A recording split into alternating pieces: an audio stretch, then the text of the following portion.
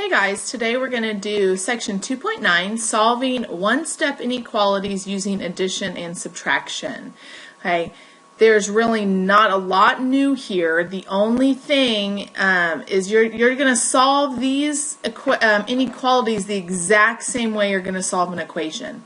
It's just that when you solve an equation, you're just going to have one answer. Well, when you solve an inequality, you're going to have multiple answers. Okay, just like we learned in the last section. But you solve them the exact same way when you're adding and subtracting. When we do 2.10, there are a few exceptions, but as of right now, you just solve the same as an equation. Nothing new yet. Okay, so let's do a few.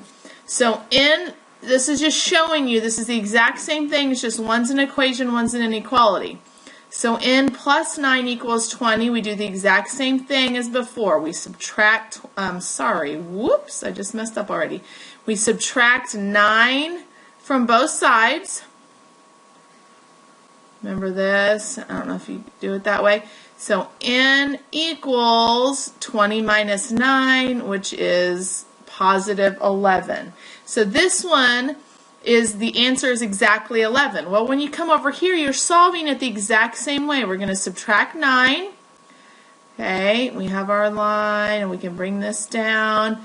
And so we have n, instead of equals, we have n is less than 11. So that's a little different. This means any number less than 11 will solve this problem. You could put in 10, 9, 8, 7, 6, 5 into your negatives. Okay, so anything less than 11. If it asks you to graph, then remember how we graph. We'll have an 11 here, 12 here, you can have a 10 here, and it's just less than, so we leave it open and we shade less because they're talking about the numbers that are less than. That's it. That's the only difference. You solve it the exact same. So if we go down here to the second example, you can rewrite this if you want, if it confuses you that the variable's on the right side, but I'm just going to work it just like this. So remember, we want to isolate our variable. We want our variable all by itself. So we have positive 14. We're going to subtract 14. What we do to one side, we have to do to the other. Okay, so, oops, I guess I could have drawn my line here. Sorry. So this is one of those problems I told you about when we started dealing with negative. This is negative 26 minus 14. Negative 26 minus 14. It's like if you add the opposite, so you have two of the same sign, you really add and take that sign. So we know it's going to be negatives. 6 and 4 is 10. So negative 40. So this is y is less than negative 40, because remember, we're shading what the y represents. So if you want to rewrite it, it would be like this.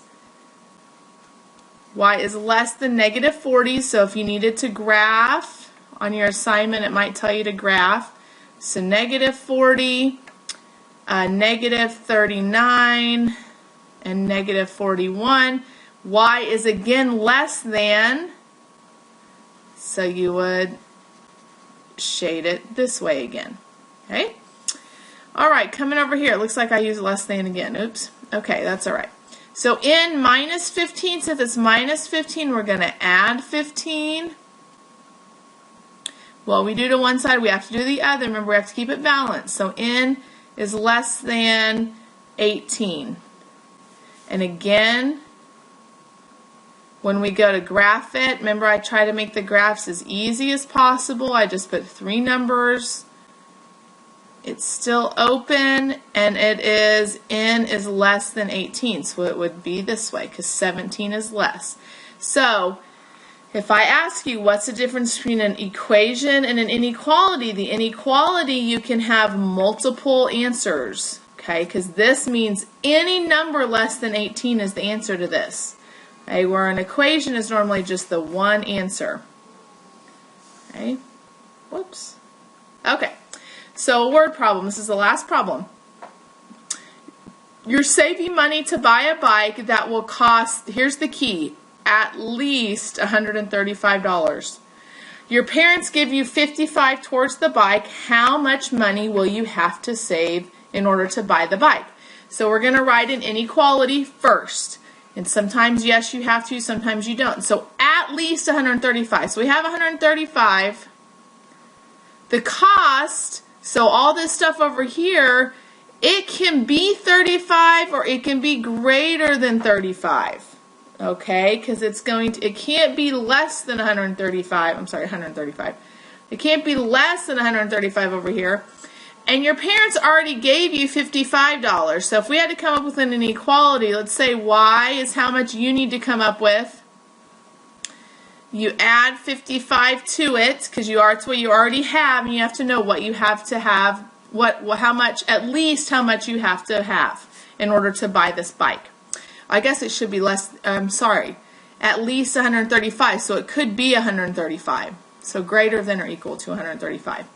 So we subtract 55. What you do to one side, you have to do the other.